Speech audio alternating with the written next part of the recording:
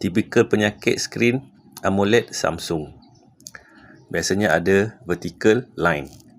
Kat sini kita boleh tengok, boleh bandingkan skrin OLED, TFT dan juga IPS. Ini dah pernah ganti skrin original dia. Lepas tu ganti dengan OLED. Dia punya ni kecil sikit. Mula-mula naik satu line je, lama-lama naik banyak line. Masalah penyakit tipikal AMOLED Samsung screen ya. Ada green line, ada white line. Kadang-kadang ada juga yang keluar pink line. Okey, sebelum ni screen original dah pernah tukar. Screen original AMOLED pernah saya tukar spare part pakai OLED. Selepas tahun naik balik ya. Mula-mula dia naik satu line saja, lama-lama dia naik banyak line. Okey, untuk Samsung Note 9 sebelum ni pernah jadi discoloration. Screen original dia ada masalah discoloration dan ada horizontal line. Yang ni vertical. Yang untuk screen asal Samsung Note 9 dia ada horizontal line dengan discoloration issue. Dan saya dah tukar kepada screen TFT. Selepas tahun tak ada masalah TFT, tak ada masalah line. Untuk OLED yang ini dah pernah tukar, ini pun dah pernah tukar. Ini tukar TFT, ini tukar AMOLED kepada OLED. Ini tukar kepada TFT. Okey, selepas tahun ada balik isu ni OLED.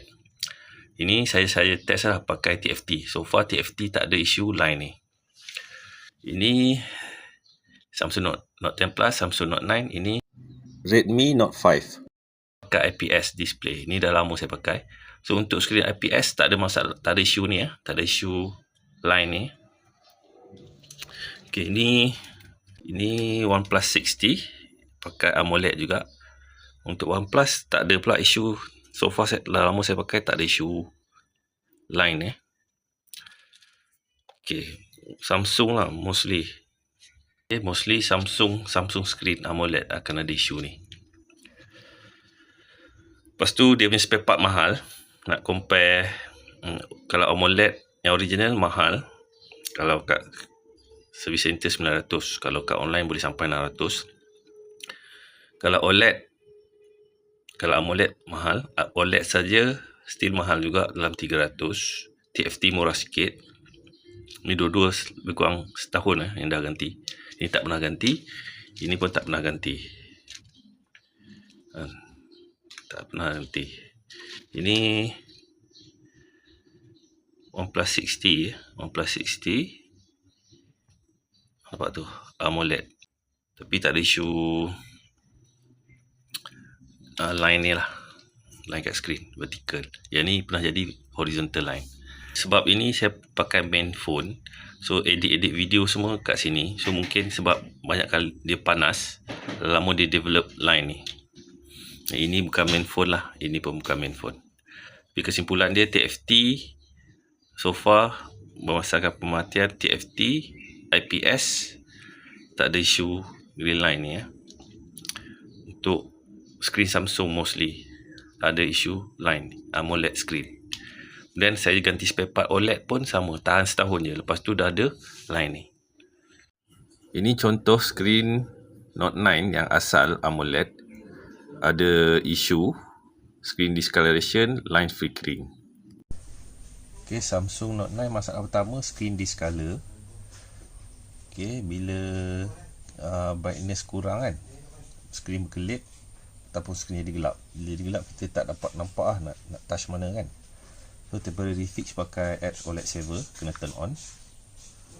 Ataupun pakai PWM free, kena turn on. Lepas tu set kepada maximum brightness. Kalau low brightness tak boleh nanti skrin jadi gelap ataupun dia berkelip. Auto brightness kena turn off. Masalah kedua ada green line flickering, berkelip-kelip. Okey, nampak flickering kat sini tadi. Tekan lama. Okey, kita power off. Okey, dah keluar logo Samsung. Ada vibrate. Okey, dah power off lah. Bila power off, kita cucuk saja. Make sure dekat setting charging sound dengan vibration on lah. Skrin jadi hijau lah. Okey, kita cuba sekali lagi ya. nampak dia jadi macam skrin hijau. So skrin padam gelap. Sekali lagi. Okey, ada vibration. Okey, ada simbol kilat. Simbol kilat sepatutnya normal macam ni, simbol kilat. Tapi ni ada flickering. Ada bulatan simbol tunjuk persentage bateri. Yang tak normal, dia berkelip, flickering. Kita turn on balik. Okey, berkelip. Ini normal. Dia keluar Samsung Galaxy Note 9 ni normal. Cuma yang tak normal flickering kan. Date beli spare part OLED screen Samsung Note 10 Plus bulan 3 2025. Sekarang bulan 3 2026 dah jadi balik vertical lines tu selepas tahun. Okey, OLED curve screen. Size OLED ni dia kecil sikit daripada original Super AMOLED yang asal. Harga selepas diskaun dalam 220. Waranti OLED 6 bulan sahaja. Skrin TFT spare part untuk Samsung Note 9 beli pada bulan 5 2025. Hampir setahun lah, sekarang bulan 3 2026. TFT dia flat screen berbanding dengan OLED tadi curve screen kan. Kemudian TFT ni size dia tebal sikit daripada original screen, jadi tak muat casing. Harga selepas diskaun 165. Okay, so far TFT tak jadi vertical line lagi lah. So far okay. Waranti TFT 6 bulan juga.